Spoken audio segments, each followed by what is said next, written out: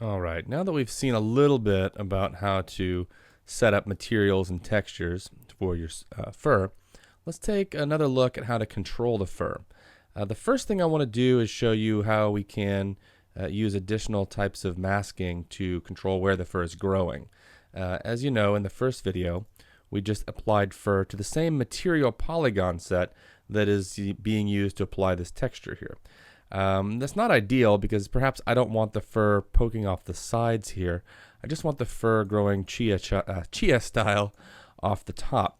So what I would do is I would just select some polygons like this, and then select a few of these over here as well. Like that, and just expand the selection a little. And grow the selection there. All right, and we want that one as well.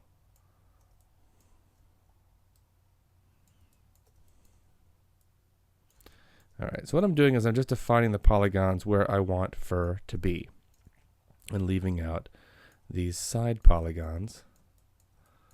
All right, and we don't want those.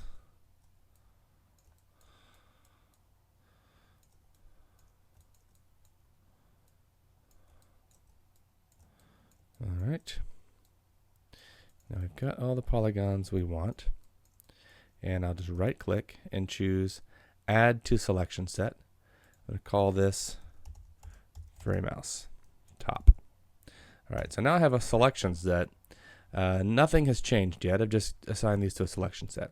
So what I can do is go over here to this fur group, and you remember earlier this fur group wasn't masking on anything. It was just set to scope of fur, which means that everything inside of that group is only applied to the fur. In this case, it's the gradient, the shader that's telling it to be Monte Carlo, and that's pretty much it. But if we change our polygon tag type to selection set, and we change that polygon tag to furry mouse top, you can see now, not only is that group controlling or setting these to only affect fur, it's also using the polygon selection set to control where the fur is going to grow from. All right, so we're just giving it a little bit of a shave there around the edges. Great. Now, if we want to control or modulate the length of the fur or the direction of the fur, we can do that a number of ways. The first way we're going to investigate is through the use of different textures on the fur itself. So what we'll do is we'll go over here to the fur group, and for instance, let's just add a weight map. So we're going to change this view here to a vertex map mode, and let's go ahead and go down to our weight maps, choose new weight map, and we'll call this fur modulate. Okay, and I'm going to go ahead and activate the linear fall off. You see it's the fat end here, and the skinny end there indicates that the back will be 0%, the top will be 100%, and we'll just go ahead here and say Shift W for vertex weight map, and just crank that up. If you push K on your keyboard, you'll actually get the numeric palette for your tools. Nice way just to jump quickly there. Okay, so now I've just added this weight map, and let's just, we'll make sure it's, there we go. So we're going from 0 to 100%, everything in between. Just escape twice to drop the tools, and we'll go back to this view. All right, so essentially what we've done is we've just painted a little bit of a weight value onto every single vertex in the mouse.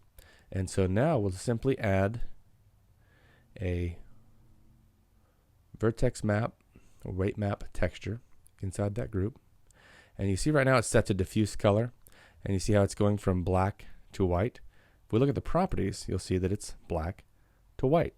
So if we set it up like we saw in the GL view, we can actually change that. I guess it was red on the other side, so we'll say green to red, and you can kind of see that shading in there. But what we want to do, instead of having it affecting the diffuse color, we want it to affect one of the fur parameters. So if we set this to fur length, now you'll see we get 100% fur length here, modulating back down to a nice 0% on the back. Never quite reached 0 because I pulled the end of that fall off handle out a little bit, but you can see very clearly how that's being modulated. Again, this is of course acting as a multiplier times the actual length. So if we came over here and said, wanted to increase that by 2 times 2, you see we get, again, it's just modulating nicely from the long down to the short shaven fur there. Sort of a reverse mullet, if you will, for our mouse. So that's how we can control the parameters. Now, any of the different fur parameters can be controlled this way.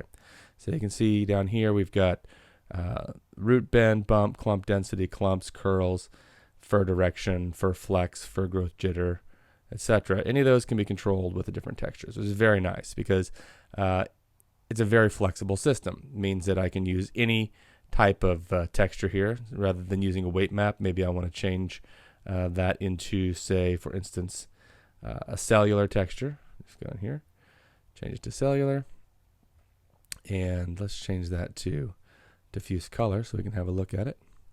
Okay, so you can see right now it's a very large cellular pattern.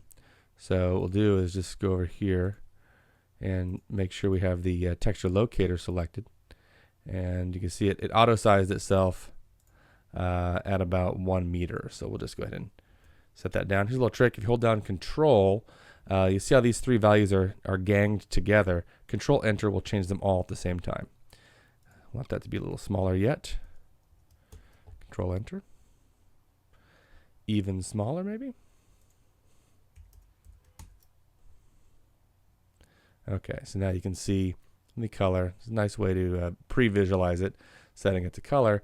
Now we can just go to the texture layers here and change that from diffuse color to fur length. And so you can see some holes where those cellular patterns were. If we want to invert that, you'll see now the hair tufts will grow out where the cells were and not where the veins are. So again, nice, quick, and easy way to modulate that. And because Modo has a 3D painting system, it means we can also add texture maps to these fur length or different fur parameters and actually paint in where we want certain fur effects to occur. So you can essentially sculpt the fur or paint the fur in through a texture map. Now that mechanism essentially is controlling it from the root up and can be very effective. But if you're trying to do more complicated styling tasks, you probably would rather work from the tip down, and that's where guides come in, and that will take us to the next video.